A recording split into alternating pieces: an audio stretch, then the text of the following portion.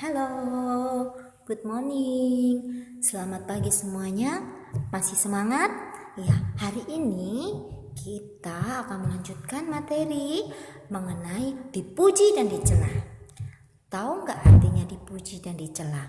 Dipuji artinya diakui, dihargai oleh orang lain. Kalau dicela adalah dikritik oleh orang lain.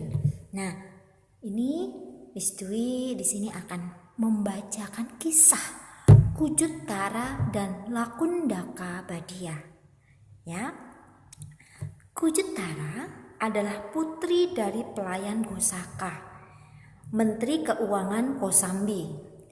Setelah dewasa, Kujutara menjadi pelayan Ratu Samawati. Dalam kehidupan lampaunya, Kujutara adalah pelayan Raja Benares. Suatu ketika Kujutara melihat seorang paceka Buddha yang bungkuk.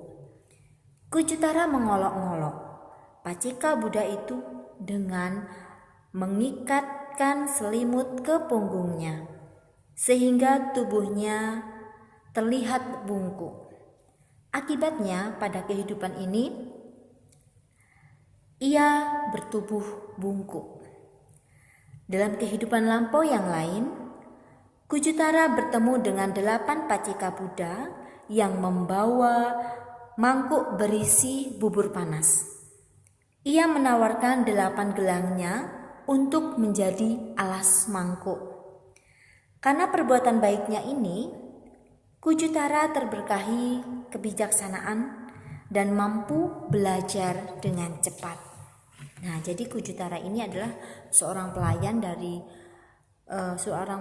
Gosaka, yang dimana ketika ia melihat seorang paceka Buddha yang bungkuk, kemudian dia mengerjainya dengan mengikatkan selimut di punggungnya, ya, sehingga paceka Buddha tersebut menjadi badannya bungkuk.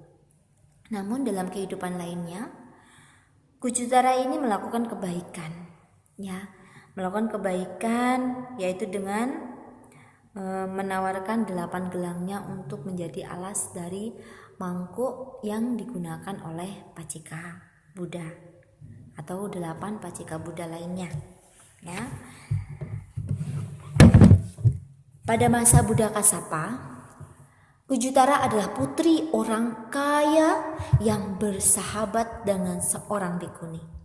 Suatu hari, saat bikuni ini mengunjunginya, Kujutara memerintahkan banyak hal. Kujutara tidak tahu bahwa bikuni ini telah mencapai kesucian tertinggi. Akibat perbuatannya tersebut, Kujutara berkali-kali terlahir sebagai pelayan. Karena menyuruh seorang bikuni, yang ternyata bikuni ini adalah seseorang yang telah mencapai kesucian tertinggi atau arahat, ini mengakibatkan Kujutara terlahir berulang kali menjadi seorang pelayan. Tekadnya untuk menjadi orang yang unggul dalam keluasaan pengetahuan diucapkan pada masa Buddha Padumuttara. Tekadnya terkabul. Pada masa Buddha Gotama, Kujutara terkenal sebagai siswa Buddha yang diberi gelar upasika yang unggul dalam keluasaan pengetahuan. Nah, jadi pada waktu masa Buddha Padumuttara, Kujutara ini memiliki tekad untuk bisa menguasai pengetahuan. Ya, akhirnya pada masa Buddha Gotama, apa yang ditekadkan oleh Kujutara ini terwujud. Maka dia memiliki gelar sebagai upasika yang unggul dalam hal keluasaan pengetahuan. Nah, jadi dari cerita Kujutara ini, Kujutara telah melakukan beberapa hal yang buruk, tetapi dia juga di kesempatan lain telah melakukan perbuatan yang baik sehingga mengakibatkan dirinya bisa mencapai tekad yang ia inginkan. Nah, kemudian cerita yang kedua tentang Lakundaka Badia. Lakundaka Badia lahir di keluarga kaya dan diberi nama Lakundaka yang artinya kerdil. Lakundaka yang artinya kerdil. Walaupun kerdil, Lakundaka punya suara yang merdu dan enak didengar. Ia memutuskan menjadi bikhu setelah mendengar ceramah dari Buddha. Nah, jadi Lakundaka Badia ini orangnya kerdil atau kecil ya, tetapi suaranya itu merdu dan enak didengar. Suatu hari, Bikhu Lakundaka Badia ditertawakan oleh seorang brahmana karena tubuhnya yang kecil atau kerdil. Keadaan tersebut tidak membuatnya marah, malu, atau berkecil hati. Ia tetap berlatih menjadi bikhu yang baik hingga mencapai kesucian anagami atau kesucian yang kedua, tingkat kesucian yang kedua, anagami. Tubuh Bikhu Lakundaka Badia yang kecil seringkali menimbulkan salah paham. Pada suatu kesempatan ada 30 bikhu dari desa yang melihat Bikhu Lakundaka Badia. Mereka mencela keadaan fisik Bikhu Lakundaka Badia dan menindasnya. Hal tersebut sudah biasa dialami oleh Bikhu Lakundaka Badia. Karena itu, ia pun tidak marah dan dendam kepada siapapun yang mencela dan menghinanya. Setelah Buddha menjelaskan siapakah sebenarnya Bikhu Lakundaka Badia, bikhu-bikhu yang lain pun berhenti berlaku buruk terhadapnya. Nah, jadi Bikhu Lakundaka ini adalah seorang bikhu yang sangat baik. Ya, walaupun dia dihina, diolok-olok, kemudian ditindas oleh orang lain atau bikhu-bikhu yang lain, tetapi Lakundaka tetap sabar dan baik hati. Namun, karena melihat hal tersebut, Sang Buddha kemudian mengatakan kepada para bikhu yang lainnya bahwa Bikhu Lakundaka adalah seorang bikhu yang wajib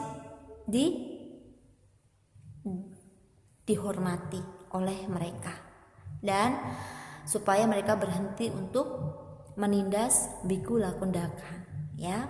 Nah, jadi apa sebenarnya pesan dari cerita ini? Yaitu dipuji dan dicela adalah keadaan yang pasti terjadi pada semua orang. Orang yang suka akan memuji-muji, benar, orang yang suka itu akan memuji-muji kita. Sebaliknya, orang yang tidak suka akan mencela kita atau mencela orang lain yang bersalah. Berdasarkan kisah tersebut, Kujutara berkali-kali terlahir menjadi pelayan serta memiliki badan yang bungkuk karena pernah mencela orang lain. Hati-hatilah, jangan suka mencela dan menghina orang lain.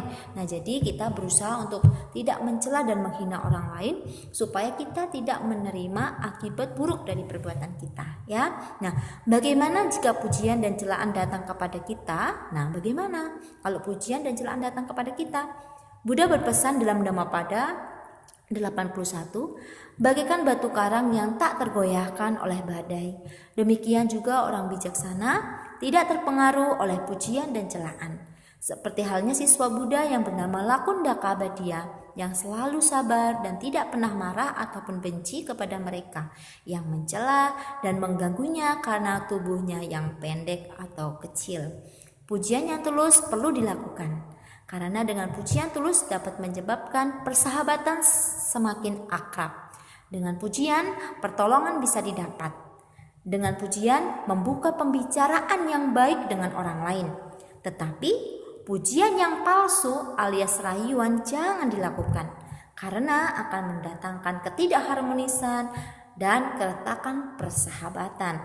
Nah, jadi dapat kita simpulkan bahwa dari celah dan hinaan ini, apapun yang kita lakukan, misalkan ada orang lain yang mencela kita atau memuji kita, kita tidak terlalu terpengaruh. Kita harus koreksi diri untuk menjadi yang lebih baik.